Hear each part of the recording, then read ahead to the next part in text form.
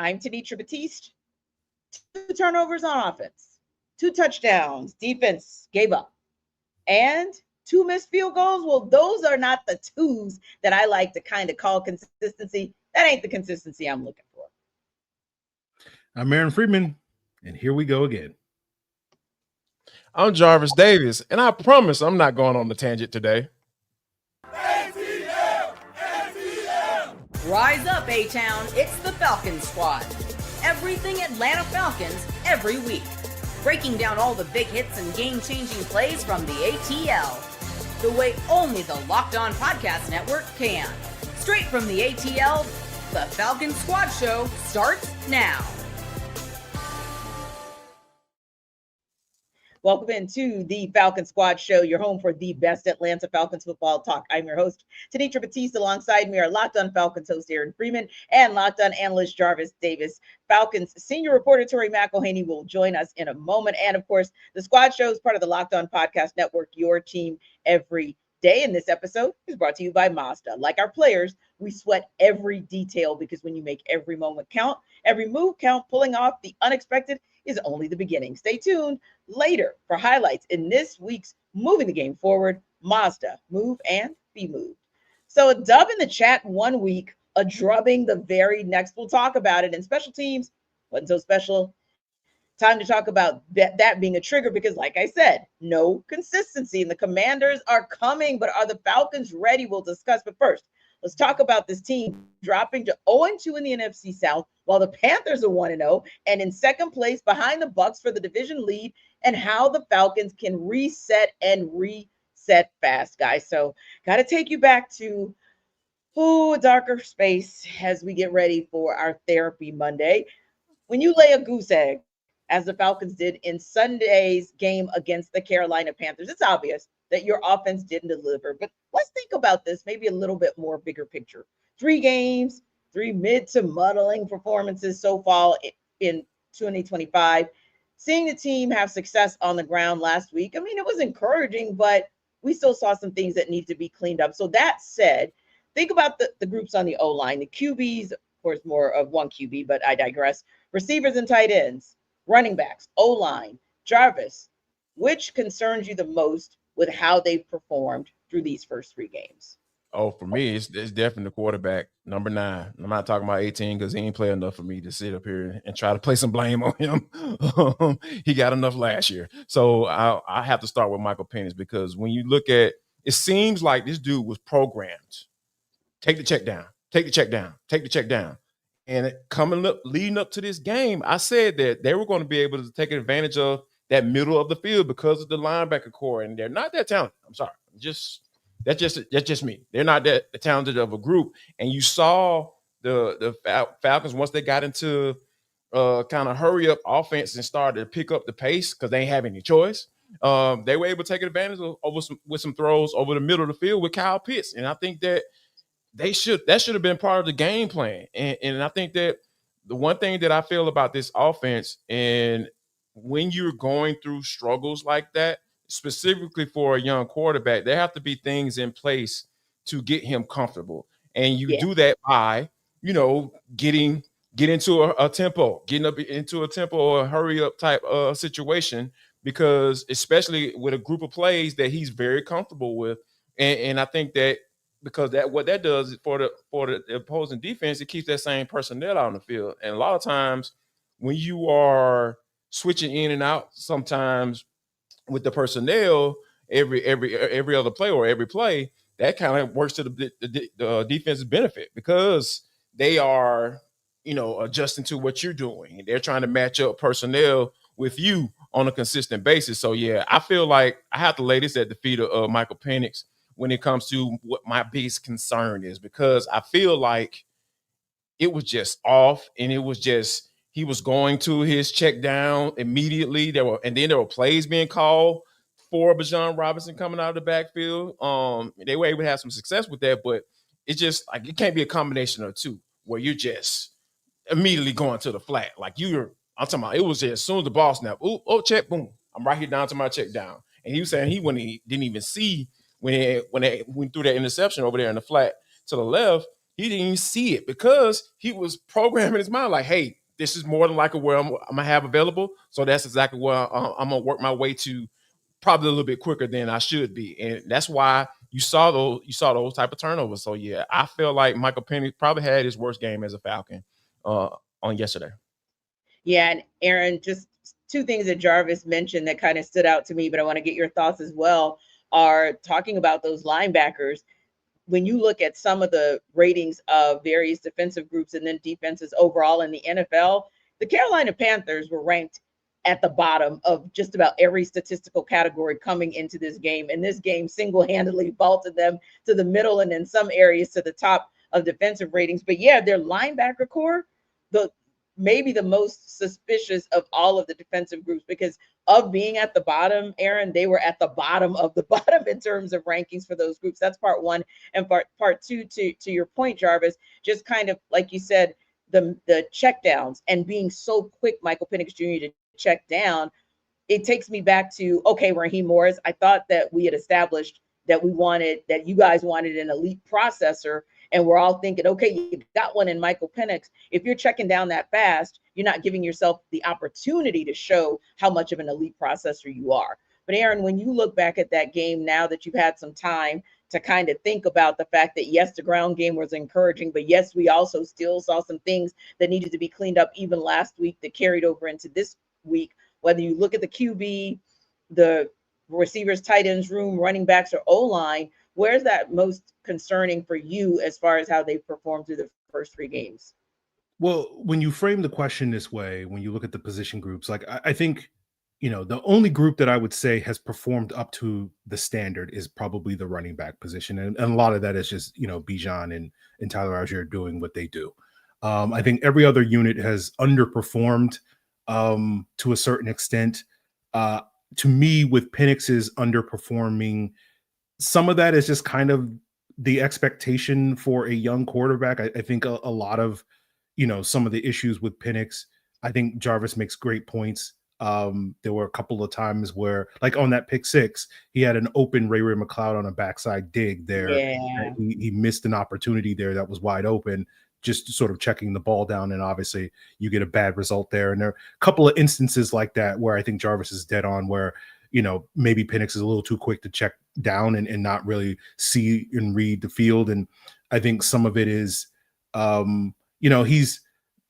he's not as aggressive throwing into tight windows down the field as we saw him in his first three starts last year, where it was like, hey, there's an opportunity somewhere down there. Even if it's a pinhole shot, I'm going to try to force it in there.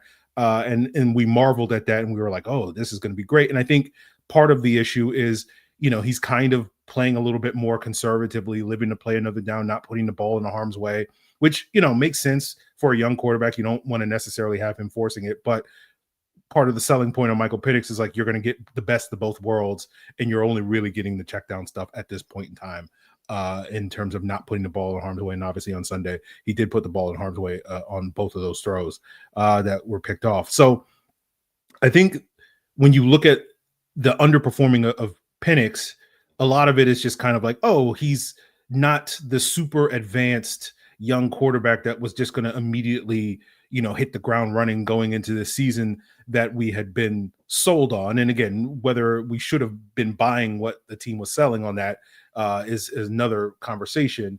But like, when you frame this question this way, like, the position group that is, to me, always going to be my bigger concern is always going to be the offensive line, just because of my belief that the game is won and lost in the trenches. And I don't think the offensive line played poorly on Sunday. We didn't get a great performance in week one. We got a good performance in week two. And then this past week was just kind of somewhere in between those points.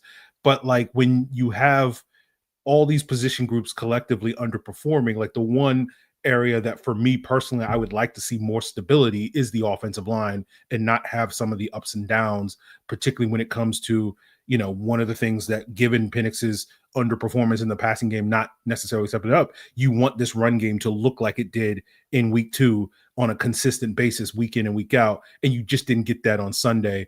And so you don't necessarily have that really strong foundation of the run game through 3 games. And again, obviously we still got a lot of football left to be played. So I would like to see this offensive line step up a little bit more and be more of a strength than just like, they're fine. And I think that's kind of the problem with the Falcons offense overall, where it's just like, it's a lot of they're fine.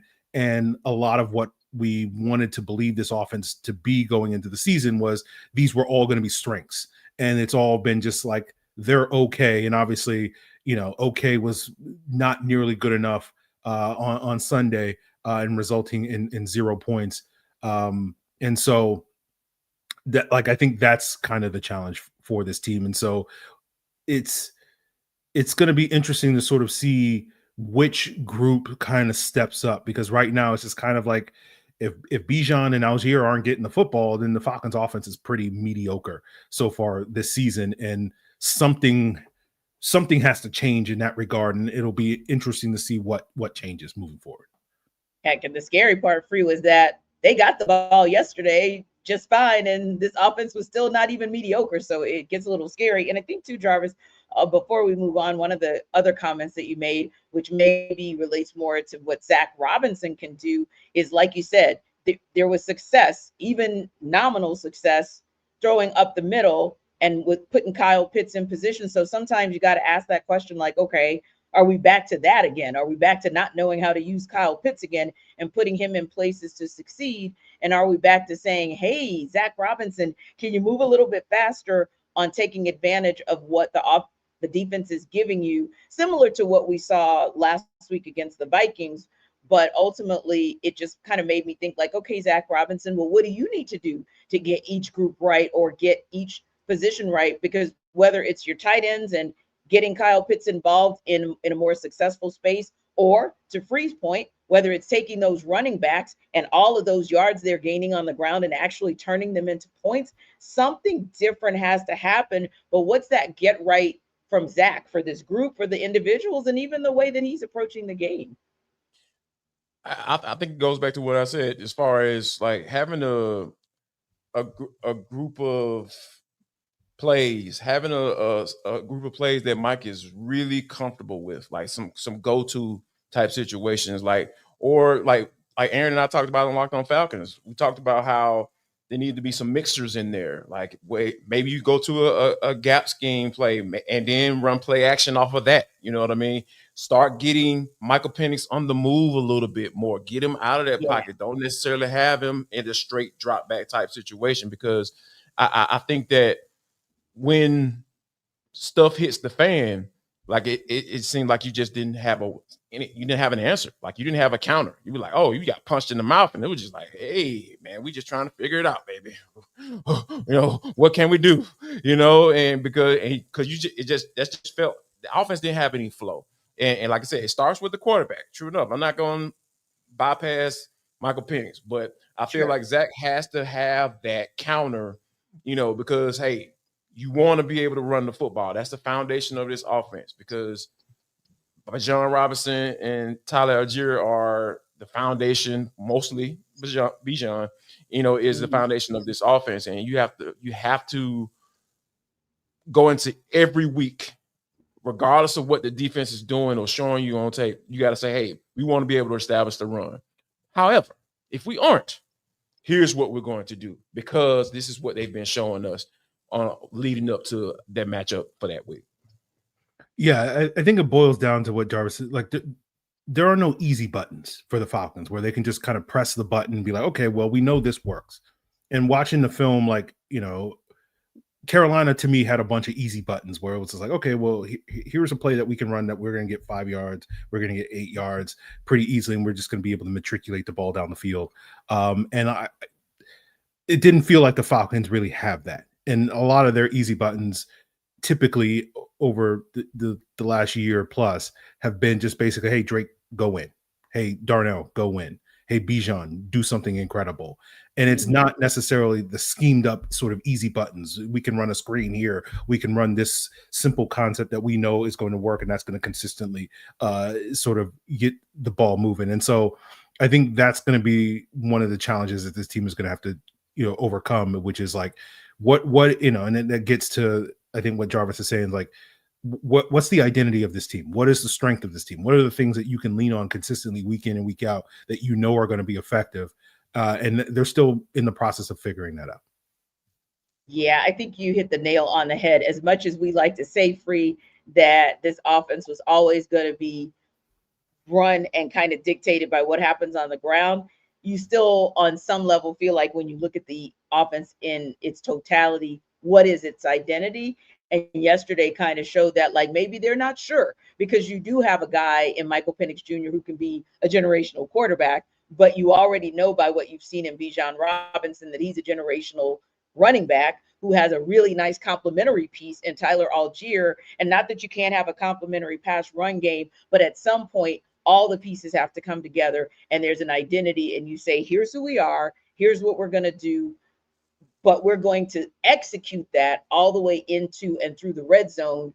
And we're going to do it again and again and again. And maybe once that's kind of established and stabilized, then maybe you get to the point where those yards on the ground actually turn into points. Those yards on the ground and running turns into play action and schemes and plays that Michael Penix Jr. can execute to actually get this team some points and get them back into the win column. Now, does the defensive performance hit different a day later? We'll talk about that when we take it under further review. This episode of our Falcons Squad Show is brought to you by PrizePicks, the daily fantasy app where making the right call can actually pay off. You and I make decisions every day, but on PrizePicks, being right means cashing in. With football back, PrizePicks is the simplest and fastest way to get in on the action. Just pick more or less on 2 to 6 player projections, and you can turn your takes into real prizes all in less than 60 seconds. So if you've been playing PrizePicks lately, it's pretty fun, right?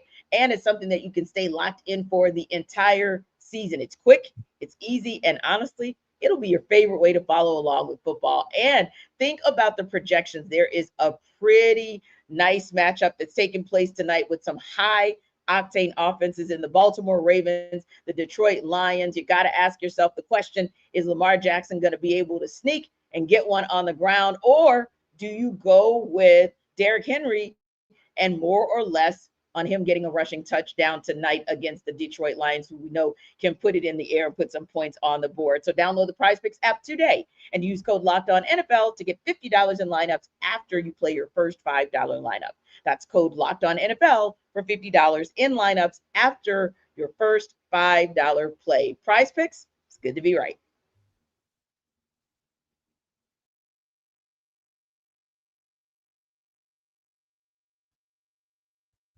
Welcome back into the Falcons Squad Show. I am Jarvis Davis. Got Tori McElhaney. What? Tori McElhaney with us from the AtlantaFalcons.com. I can't talk today. Aaron Freeman, my main man, holding it down with Locked On Falcons. And we have, of course, Tenitra Batiste, who is always with us and holding it down. And you know what I'm saying, doing her magical tricks and everything that she does. Yeah, magical tricks that hit wrong buttons. Sometimes, Tori, Aaron, Jarvis, it is user error, and it was absolutely user error. So appreciate you guys covering for me for my 30 seconds of brain fog. Kind of looks like the brain fog we saw yesterday up I-85. But that said, the one Funny you said 32, by the way.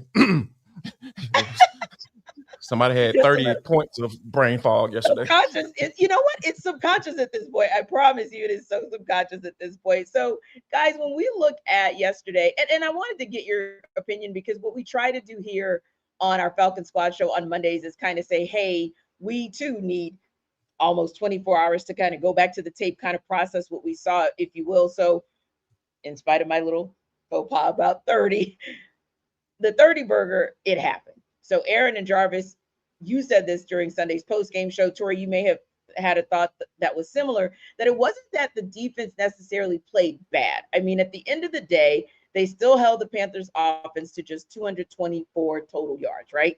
And it was more of like the pass rush. It showed up big in Minnesota, 6 sacks, 11 QB hits. We didn't expect that again, but I think we probably expected more than Bryce Young getting sacked just one time and maybe getting only 3 QB hits. So with that in mind, thinking back to where you were yesterday, kind of pulling up in today, Aaron, and looking at the defense, now that you've had time to process, what do you guys, and Tori, what do you think, but we'll start with Aaron, about the defense's performance Sunday? Yeah, I think the main takeaway was that the pass rush wasn't there. And I think, again, going back to a point we made in the first segment, I think some of it is owed to Carolina just running a lot of plays that was designed to get the ball out quickly, where it wasn't like we're going to have Bryce Young sit back in the pocket and wait for things to develop. And when we do have some of those longer developing plays, we're going to develop some of those off of play action. So it's going to help slow down that pass rush. And then, once they got into a rhythm at a certain point, and they realized, oh, this Falcons pass rush is not overwhelming us like we were worried about.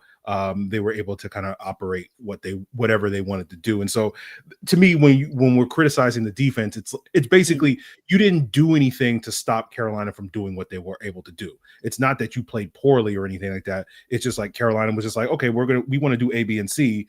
And the Falcons defense didn't really disrupt their ability to do A, B, and C, whether that's establish the run game, whether that's being able to get the ball into the hands of some of their playmakers, all that stuff, and being able to move the ball and put themselves in advantageous situations offensively. And so I think with the defense, there was an expectation that they probably weren't going to be as good as you said, T, from a week ago against Minnesota. I think the pendulum swung a little too far back in the other direction, where it was just like, oh, the defensive front, you didn't control the line of scrimmage in the ways that we thought you were capable of. And again, is the root of that because of some of the youth? Is the root of that because of some of the Panthers game planning? And or are we going to be expecting these kind of up and down performances throughout the season from the defensive front? Or where are they going to kind of fall in that spectrum between the Vikings game and in this game? I think those are some of the open questions at this point in time. We just don't have enough of a sample size, but they did come back down a little bit to earth. But overall, I think when you look at this game, had the offense had a normal performance, this team would have been in a position late in that game to be able to win. But unfortunately, the offense did not have a normal performance. And so I think that makes the defense look worse than what it actually was. But at the same time, I can't praise the defense too much and say like, oh, they played well. It's just like they were fine. Or, and certainly the Falcons have bigger fish to fry. But certainly I think the biggest issue is this pass rush not having the level of dominance that they showed in the first two games. And is like, what is this pass rush really going to look like? Is it going to be more like we saw in the first 2 weeks, or is it going to be more like we saw this past Sunday? Yeah, Tori, kind of like the Oreo games, as Aaron and I used to call them from last year, where we would see a decent showing of the defense on the front end and on the back end, and maybe sometimes a little mid in the middle. But as long as the offense showed up somewhere in there, the team would be fine and would win a game. But if you're average on defense and the offense doesn't give you anything to work with, it kind of makes it a little bit challenging. But nonetheless, Tori, you've had a little time to kind of sleep on it, process it, maybe look back at a few things. What do you think about the defensive performance? What did you see yesterday? Yeah, I don't have a problem with the defense. Like, I really don't. It's really that simple. Like, yes, they gave up one touchdown and some field goals. Like, ultimately, they got off the field on third down. I believe the Panthers were 3 of 11 on third down. Like, there really wasn't anything. Like, yeah, pass rush could have upticked a bit, but like once you got into that second half, it kind of felt like a moot point, like at that point in time, because the offense couldn't do anything. I mean, I really and truly would only give one touchdown to the defense, and it was that first touchdown on the first drive for Carolina. The touchdown that happened later in the game, the back was already broken at that point in time. Like, the field goals, you'll take a 57-yard field goal every single time if you're a defense. Like, I didn't have the score, to Free's point, like the score to me was not indicative of the defensive performance, because I didn't have a problem with the defensive performance. I thought that, yeah, you could have pressured Bryce Young a little bit, but they did see, like, early on, even when they were sending pressure, he was handling it pretty well. So, like, I don't think that when they were blitzing, he was doing a really good job of getting the ball out really quickly. That's something that he's done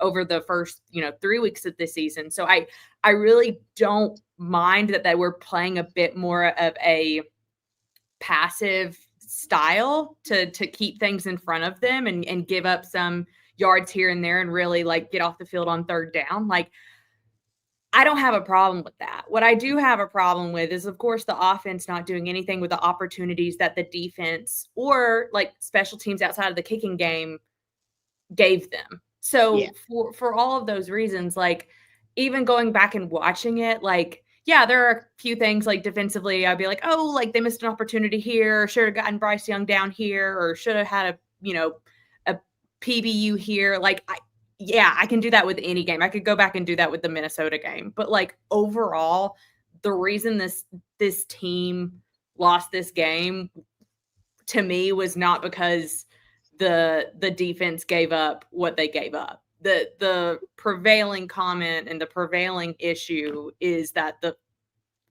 because at the end of the day, like my big thing is like if the offense scored points, if they actually did something within their offensive series, even if it's getting in the red zone to have a more manageable field goal situation, I don't think we're talking about this defense like at all. Like I don't have an issue with it. Yeah, no, I think that makes a great point because you kind of look at the fact that to your point, when we are looking at this kind of, I guess, in its totality and thinking about the fact that, yeah, maybe it was kind of like a learning lesson, if you will, on the defensive side of the ball, like, hey, young pups, just a reminder that energy, that effort that you bring, you got to bring it every single week. There are no really, I mean, there are bad teams, but, there's still competition. It's still the NFL at the end of the day. But other than it being like a little bit of a wake-up call for the defense, for the most part, you still got some good things, some solid things out of the defense. It's just that if your offense keeps putting you in situations like this offense did, where they weren't giving you anything, even with 28 minutes of possession to Carolina's 31 minutes of possession, or even Tori, to your point, getting 5 of 11 third down conversions versus 3 of 11 for theirs, but you're getting nothing out of it. It's like, well, what do you want the defense to do? The defense did its job on some level, but if you're not taking advantage in those critical categories or even the rush yards, and when I say empty, I don't mean to sound disrespectful, but empty as in they didn't total any points. At the end of the day, you kind of can't put it all on the defense. But Jarvis, that being said, were there anything that stood out to you when you did go back and kind of look at the tape or have an opportunity to just kind of process, decompress? Did you see anything on the defensive side? To be honest with you, it's just, I think that the Canales came up with an excellent game plan, right? Because even on that one play where I feel like he did a good job of protecting Bryce Young, like Free mentioned, being able to get the ball out quickly, obviously that helps. And then also when you're in a situation like they were down in the red zone on the play that he actually had run in, that was they ran 13 personnel and they had one person that went out for a route, and they had one of the tight ends actually kind of chipped and then kind of act like he failed and tried to do that type of situation as far as running a route. That was like a really good peek into like coaches really knowing who their players are, right? And I think that, to be honest with you, I'm kind of jealous of it because I feel like Zach don't really know who Michael Penix is, right? What is it? What are his capabilities? I feel like there are some limitations being put on him that we need to be able to see. And I think he needs to be able to see it as well, because you can't have your guys in a situation where you're saying to yourself, okay, here's what we're going to do. We know what they're going to do. We're going to run some zone. They're going to have some too high safeties, so we're not going to be getting everything up deep. So we're going to make sure we get to the check down and all that stuff. And it's not. I don't feel like that's conducive to what he can do as a player, or what we saw him do in college, and what we saw him do in those three games last year. I think that's a situation where, I thought that Dave Canales really did a good job for his particular quarterback and his offensive system. And I think he had a game-winning plan that they were able to execute to his finals. Because, like I said, the numbers weren't all that great. The defense played a decent game. Like, they played well enough to win, right? Like, if you take away, the pick six, I know if it was a fifth, we'll all be drunk. You take away that pick six, and they score as many points as I felt like they could coming into this season, 26, 27, 28. I don't forget. Sometimes I forget where I stopped at with the number. You're probably looking at a team coming out with a win. Granted, a pretty / ugly win, but divisional games is how they play out. That's how those divisional games are supposed to look because you know each other so well. But yeah, I feel like, Jeff Ulbrich, I hate to put it like this, but not necessarily outcoached, but I feel like there were two game plans that came up against each other, and Dave Canales came out with the win. So, yeah. Well, not sure if you can game plan anything like what we've seen in the last 2 weeks as far as special teams go, particularly the kicking game. But at the end of the day, the question might be Romo, Koo, Craig. We'll unpack that in next up.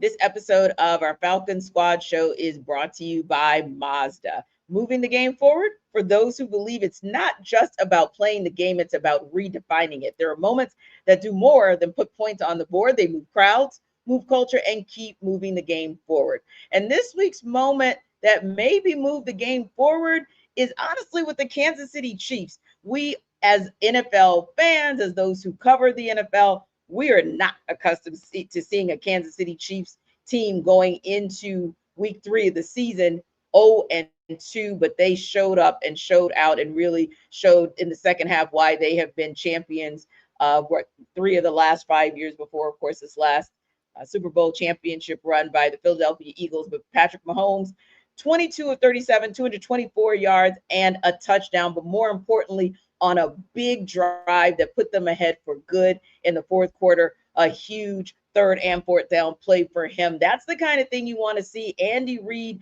going into halftime after his team had a mid first half and making it happen to get the Chiefs in the win column for 2025. So when you follow what moves you, the unexpected is only the beginning. So who knows? Going for it, no matter what, that's the way that the Chiefs go after things. That's the way Mahomes goes after things. And that's what keeps the Chiefs and fans moving forward. So just like there's more to every highlight, there's more to a Mazda vehicle. Mazda, move and be moved.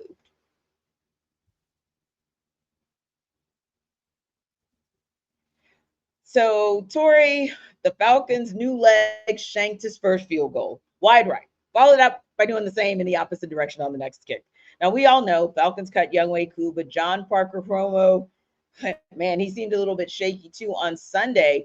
But when you kind of look at it, and again, this is one of those where it could change from week to week because maybe, if we're being honest, the kicking game is just one that's not going to be solved with one move or one decision this season of 2025. Maybe it's just going to be up and down in the kicking game. But it did, when you saw 5 field goals, a perfect performance by Romo last week, and then you get just the opposite this week on a couple, it does make you ask that question, like, so does the team back Romo and still stay in that space? Do they possibly reset with Koo? Do they give Craig a go? I mean, where do they go with this kicking game? Or, Tori, like I said, is it something to where, there aren't a lot of kickers that you can get off the street, so you just have to prepare for the up and down of the kicking game for this team? Yeah, I mean, I think the onus kind of lies on the offense at this point. Score touchdowns. Don't even put yourself in field goal opportunities. Like, just get in the end zone. This is a team that has gone 8 quarters and gotten into the end zone one time, and it was kind of because the Vikings wanted them to get in the end zone. So for me, that's where the onus lies. Like, that's where the whole thing, because at this point in time, like, considering everything that's gone on with Koo, considering that Parker Romo went 5 for 5 against Minnesota, but then 0 for 2 against Carolina. Like, I can't trust any of it. Like, I can't trust the kicking game. And that's a really tough place to be when these kicks are so important to the outcome of these games. Not on Sunday, but maybe if he makes those 2 field goals, things feel different coming out of halftime. So because of that, like, at this point in time, if you're the Falcons, like, you have to kind of, as an offense, internalize that and be like, hey, like, we can't continue to win games or try to win games with their kicking game. Like it's not going to work like that. It's not going to work at all. And so you have to score touchdowns. You have to put the ball in the end zone. Like I think it's really interesting too that the way we feel about the kicking game is also really interesting because there have been, like, I think it's 7 of the longest field goals ever made against the Falcons I think 4 of the 7 have come in the last 3 years. The kicking game in the NFL is changing. What kickers are able to do beyond 50 yards that's kind of the norm now. And right now, the Falcons are not in a position to feel confident about what they have from 40 and beyond. So I think that ultimately, if you're the Falcons, just like don't even put the game on the kickers at this point. Whoever is kicking, regardless of who you run out there, put the game in the hands of your offense. But the problem right now is neither is currently working, and that's why you have a 30-0 score at the end of a Sunday night against the Panthers. Like, so that's kind of what I have to say about it. It's like, if you get in the end zone, it doesn't really matter. Yeah, because as close as the game was last night, Tori, with Harrison Butker kicking a 54-yarder, which, like you said, at this point, 50 and beyond is like a chip shot for a lot of kickers in the NFL. But that 54-yarder and Harrison Butker, it was like at least you could count on your kicking game for the Chiefs until Patrick Mahomes and company caught up.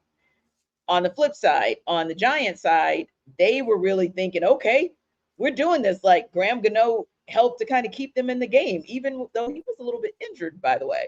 But at least he kept them thinking that they had a shot until the fourth quarter when Patrick Mahomes was able to finally hit on a touchdown. So, yeah, I think that you're absolutely right. Like, offense, you got to do something, because if your kicking game comes up against kicking games like we saw last night, kind of a duel between those kickers until Kansas City pulled away, then that's going to be a disaster potentially for you every single time, if that's where you're relying on a game to be won or lost. And for you, Jarvis, when you kind of look at the conundrum that is the kicking game for the Falcons, kind of, is this where we are? Like, yep, probably bring Romo back. You already released Koo. You already decided, you saw what you saw with Lenny Craig during the summer. It just might be up and down. So don't even rely on that phase of the game, not to win, at least. Mm-hmm. Yeah. This kicker situation is fluid. It is what it is. I'm not backing anybody. Like Romo, Tony Romo, John Parker Romo. It don't matter. Either one of them. Okay, I ain't backing one of them, because hey, at the end of the day, like, he came out, he was on the street for a reason. But the situation with him coming in last week, that was an incredible feat. That was incredible. That was incredible to watch. But when you have a game like this, and here's what really burns my brownies. Like, why the team got to operate in extremes? I choose not to live my life like that, right? If bad stuff happens to me, I'm pretty much going to have the same sentiment towards that as I'm going to have towards things going really well. I try to live my life that way. Like, why is it that the Falcons have to operate in extremes? Either you're 5 for 5 or you're 0 for 2. Either you got 6 sacks and 30 million quarterback hits, or you got 1 sack and 3 quarterback hits. How can you get to the means? Like, where is this team going to fall? Because I get frustrated when I don't know what to expect on Sundays. I get super frustrated. And we went through all that last year. Like, beginning of the season was pretty decent, right? It was pretty decent. And as Kirko turned into Blanco, towards the end of the year, it's like you just didn't know what to expect. So I think that, this kicker situation falls right in line with what we're used to seeing from this team. And that's what really gets my blood boiling a little bit, because that is the most frustrating thing to watch professionals operate in that manner, because you go out there and practice all the time. I even joked about it on the post game squad yesterday. Like, man, did y'all practice last week? mean, did y'all go out there, or were y'all just kind of kicking it around? You know, oh yeah, we good now. Oh, we proved that we're exactly where we are. Oh, Terry Fontenot safe. Raheem Morris safe. Oh yeah, we good now. Oh, this defense is humming. Oh my gosh, yeah, we can say that. But y'all not supposed to say that. Y'all supposed to act like it didn't even happen. You know, like what is how are you going to view yourselves for the rest of this year is going to determine whether or not you're going to be a serious contender to even have a chance to win this division. And I think that this Commanders game, I know we're going to talk about it a little bit later, this is going to be a good indicator of what to expect, because like operating extreme like that, man, you're going to be picking in the top 10. I promise you. You'll be picking in the top 10 again if you continue to play this way. Like, it has to be a floor as to what goes out on that field on Sundays. And 30-0, that wasn't it. That wasn't it. Yeah. And for you, I know that you have a very passionate thoughts, Aaron, about this kicking game, particularly, you rooted for your guy, Young Wei Koo, for as long as you did, and, then didn't. But here we are, where it worked and it didn't work with Romo as well. So, I mean, when you think about it, is it something where, like Tori said, where Jarvis said, we're just kind of where we are as far as it's an up, down, fluid, to be determined situation on a week-to-week basis. So just don't get yourself in a situation where you have to continue to rely on the kicking game. Yeah, that's pretty much it. I said it on the post-game show where it's just like, I'm giving up on the kicking game. Like I am not trusting at all in the kicking game, as Tori said, like you got to score touchdowns now. And going back to a point we made earlier, where your quarterback has been a little conservative when it comes to living to play another down, which again, in general, is a good strategy to have. And you don't necessarily want your young quarterback forcing throws down the field, but we might need our young quarterback to force some throws down the field when the Falcons get into scoring position, because living to play another down where it's like, oh, well, we don't want to, force anything and not be able to come away with points. And it's like, well, you probably won't be able to come away with points based off of what the kicking game has been so far this year. And there's really no reason at this stage. And again, that's the thing about kicking, where it's a very much a zero-sum sort of situation. You either make it or you miss it. And you really don't know. Like that was the problem with Young Wei Koo. That's now become the problem with Parker Romo. If you throw Lenny Krieg out there, like that's going to be the same issue. Like you just don't know. And I think a lot of it has to do with just like, I think you have to be a team that attacks and approaches this. Like we cannot trust our ability to get points, and living to play another down. And it's 2nd and 10 and let's check the ball down. Let's get into the 3rd and manageable and then see if we got an opportunity. It's like 2nd and 10, rip that throw. Right? Rip that 15-yard throw. And if you make it, great. If you don't make it, then that's just kind of be the way that you have to live. But that's what the challenge of this kicking game, struggling so far through 3 games opens the door for, where you're going to have a lot more volatility. That's, I think, what Jarvis is talking about, where this team is very volatile. They're very up, they're very down.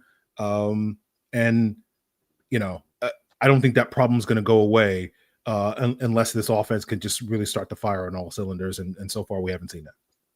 And Tori, sometimes I wonder, because you travel with the team, of course, sometimes I wonder if there's something that you see sometimes at the beginning of a game, whether it is in pregame warmups or whether it's actually just at the beginning of the game, that feels a little bit different. Like, it doesn't quite feel like they came with that A game today. I mean, did you see anything, feel anything, sense anything in person? Not that anything would have told you, Tori, that it was going to be a goose egg, but just anything different this week going into being in that stadium at Carolina. Yeah, I mean, it was I don't know about like the week leading up to the game, but the first like couple of drives, I knew that something was up. Like when Michael Penix threw behind Kyle Pitts and Kyle kind of put the one hand up and couldn't come down with that one ball in that first drive. And then when Michael overshot Drake London twice in a row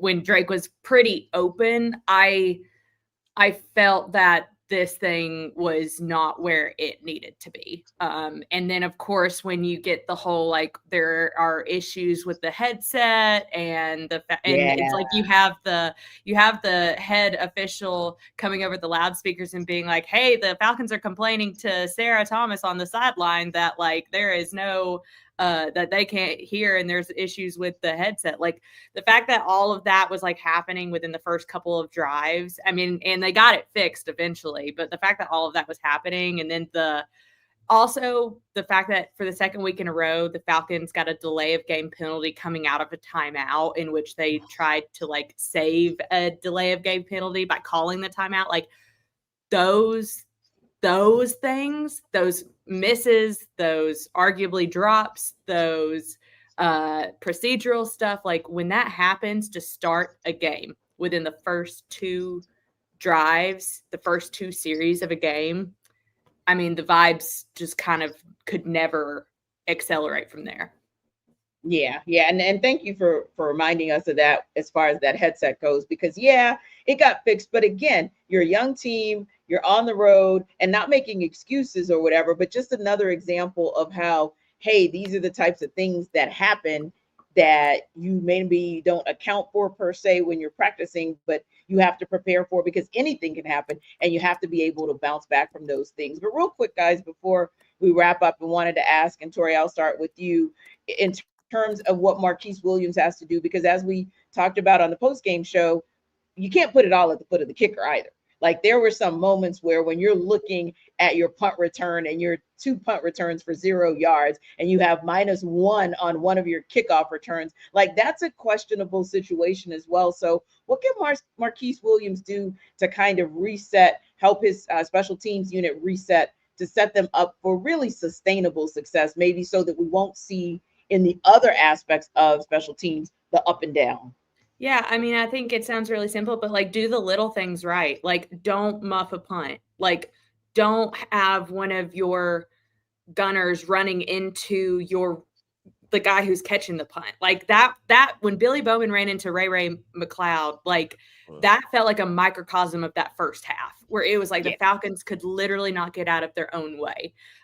So I think it just really is kind of, I don't know how you fix that, because that's like execution on the field. That's guys doing their job. So, like, if I'm Marquise Williams, I'm just kind of like, guys, like, do the little things right. Yeah. Do your job. Like, you do it. Catch the ball. Like, don't run into each other. And I know that's easier said than done. Heck, I don't run out there and I don't field punts. I never want to do that job. I never want to have that job. But you're paid to do that job. So do it. Here's what I'll do.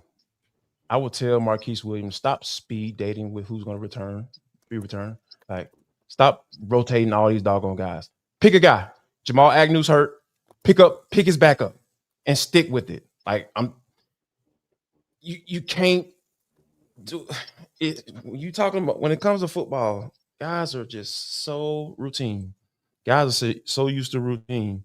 When you have a guy that's in there for the first time as a rookie, Nathan Carter, and everybody and their mama knows that, and Raheem Morris said it himself, they understood the whole knuckleball type situation. And I'm assuming that if y'all knew about it, y'all worked on that in practice. Who caught it the best while y'all in practice? Pick him and stay with him, because rotating in and out with those guys and trying to get used to kind of catching that ball, like, oh, here's how I caught it in practice, but I only got a chance to work on it maybe a couple times because they thought Nathan Carter was going to be the best guy to do that, or Ray McLeod was going to be the best guy to do that. You got to have some consistency as far as who's going to be there while Jamal Agnew was out. Like, you can't sit up here and tell me that you had that many guys as his backup if he were to go down, which is more than likely going to happen because, hey, this is the NFL, and Jamal Agnew has been in the league for some time. So, yeah, pick a guy. Stop speed dating. Like, pick a guy and just stay with him and work with him until Jamal Agnew gets healthy. Well, I'll say, to use Jarvis's parlance, I think you need to dump Nathan Carter at this point in time. Just because. No. Hold free. What did you say on your show on Locked On Falcons? What did you say on Locked On Falcons? You didn't say dump him. You said I basically said said block him on all social media and don't text me no more.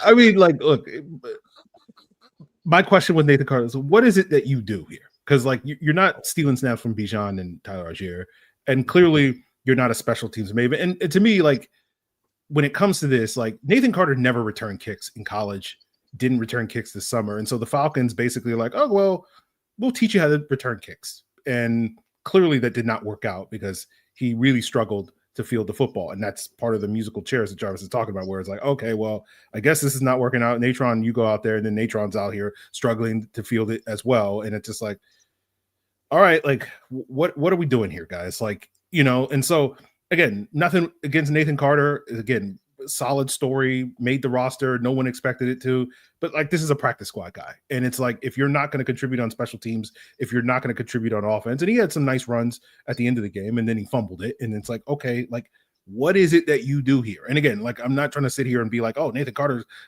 all the problems, but it's like a microcosm of the issue where the Falcons are like, oh, we'll figure it out. And it's like, you're not figuring it out. And so if you need to go out there, if Jamal Agnew is going to be out for more time, you need to go out there, again, piggyback of what Jarvis said, you need to go out there and get somebody who can actually return kicks, right? In the meantime, until you solve that problem, because your sort of internal options of like, oh, well, we'll just coach these guys up is not working. And so you need to do something different. So hopefully they will do something different this week. Well, the Commanders are coming. The Commanders are coming. We'll talk about how the Falcons get ready in the look ahead. This episode of our Falcons Squad Show is brought to you by FanDuel. The NFL season is here, and FanDuel is making sure you're ready for kickoff with a can't-miss offer. Right now, new customers can bet just $5, and if your $5 bet wins, you'll get $300 in bonus bets to use across the app. So you'll love using FanDuel because it fits however you like to bet. Player props, building a same game parlay, or even jumping in live as the action unfolds. It makes every game more exciting, whether you're watching your team or just keeping an eye on your fantasy lineup. It's quick, easy, and the best way to add a little more energy to Sundays. And you got what could be a barn burner tonight in the Baltimore Ravens taking on the Detroit Lions. So, hey, maybe that's the time to jump in live as the action unfolds. Building a same game parlay is an option, and of course, player props as well. So are you ready to play? Well, download the FanDuel app now by visiting FanDuel.com to get started. That's FanDuel.com to place your first $5 bet.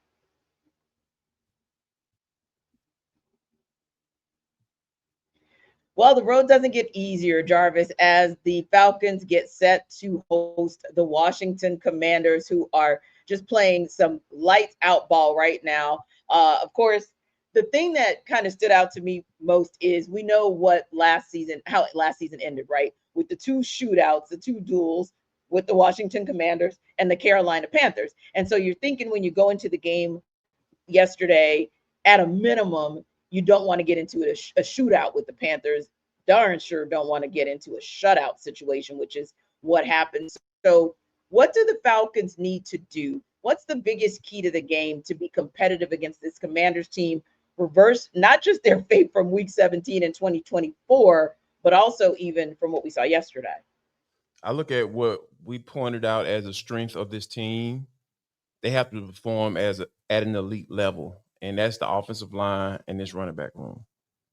And because I saw something on tape that was kind of frustrating, not necessarily frustrating, let me not say that, because like I said, my expectations are extremely high for Bijan Robinson and this offensive line because those are their strengths.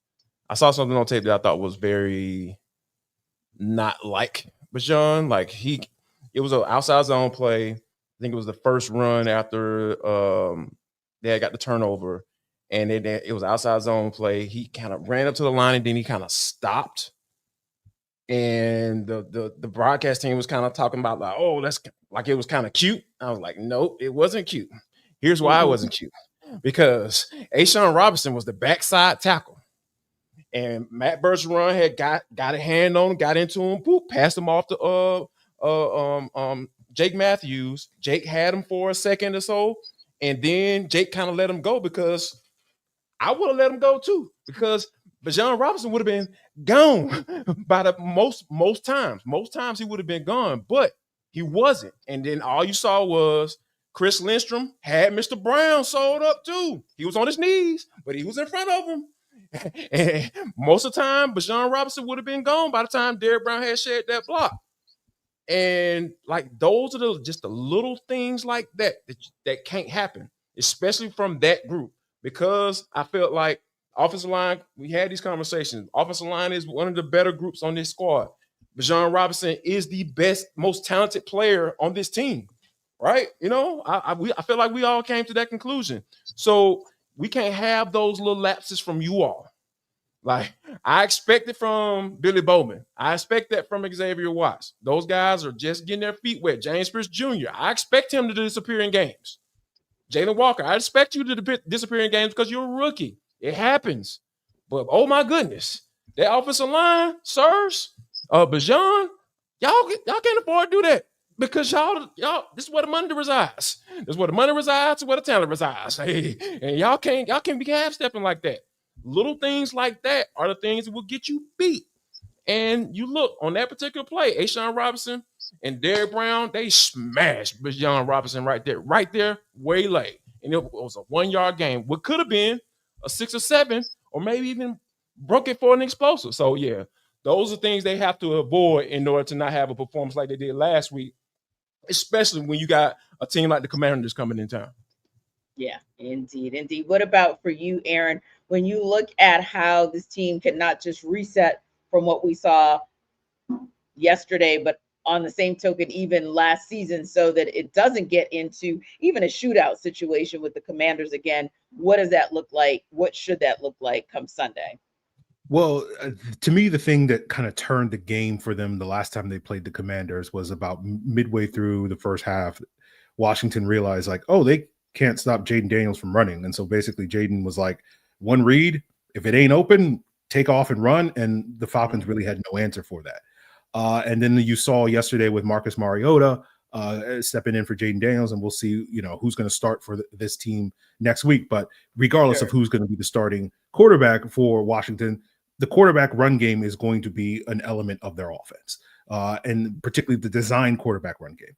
And we've seen through 3 games that we haven't seen a team design quarterback runs, but we've seen scrambles. We saw it with Baker Mayfield, where he had a lot of success on being able to move the chains on third downs with 3 third down conversions. We saw JJ McCarthy be able to have some success scrambling in that game. And then we saw that opening touchdown with Bryce Young yesterday, where it was like, hey, they couldn't stop that either. And that was an issue in that week 18 game. So to me, the Falcons have not been able to stop the improvised quarterback runs through 3 games as effectively as they should, given the speed and talent upgrade that they've made in the front 7, that we were like, oh, this problem is not going to be an issue. Last year it was an issue because they just didn't have enough speed and athleticism in their front 7. And this year the issue hasn't really been solved despite all the upgrades there. And so to me, that's the biggest challenge I look at, where it's like, okay, we haven't been able to stop the improvised quarterback run game. What happens when a team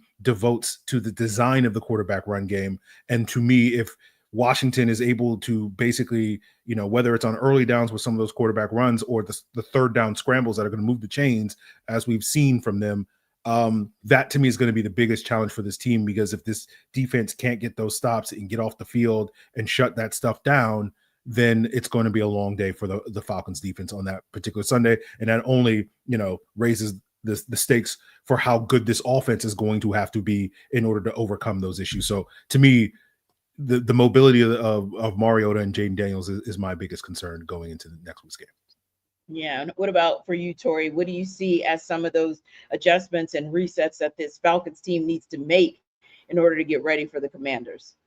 You got to get Michael Penix going. I think that you got to get him pushing the ball down the field. You got to insert. I don't know if it's confidence, because I don't think that there's a lack of confidence on Michael Penix's part. Yeah. I think that he's trying to play within what he's being asked to play within. And if, certain reads aren't there, but I do think he's missing some opportunities with Kyle Pitts over the middle. I think he's missing some down the field throws with Ray Drake and Darnell. So I think like getting Michael Penix going, like be very adamant early on that you're going to find those explosives, because I think if Michael Penix hits one, like it changes the way he's feeling. It's changing the way the offense is feeling. It's changing the way the run game opens up. So I think for me, it's like what we haven't seen yet, and I said this on our post-game podcast last night, what we have not seen from Michael Penix yet is that throw on a dime to Daryl Hodge in Week 18 versus Carolina.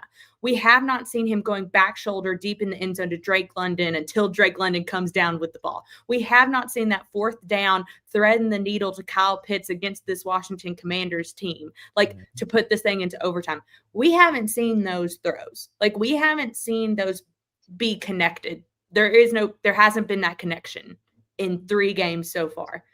Find ways to make those things happen. Give us that wow factor that you said is the standard of this offense. It's explosive. It's Michael Penix being a gunslinger. It's pushing the ball downfield. Do what you have to do to establish that very early on, because I think if you can establish that very early on, it allows the offense, one, to get a bit more confidence after a goose egg up in Carolina, which you need. You need that confidence right off the bat against this Washington Commanders team, because the Washington Commanders, to Free's point, like they're going to get their yards. They're going to get their touchdowns. They're going to score. I know that. I can feel it within my bones. As good as I think this defense has progressed over the first 3 weeks of this season and what we've seen from this defense, they're facing a team that, to Free's point, has it's their obvious weakness is in those quarterback runs.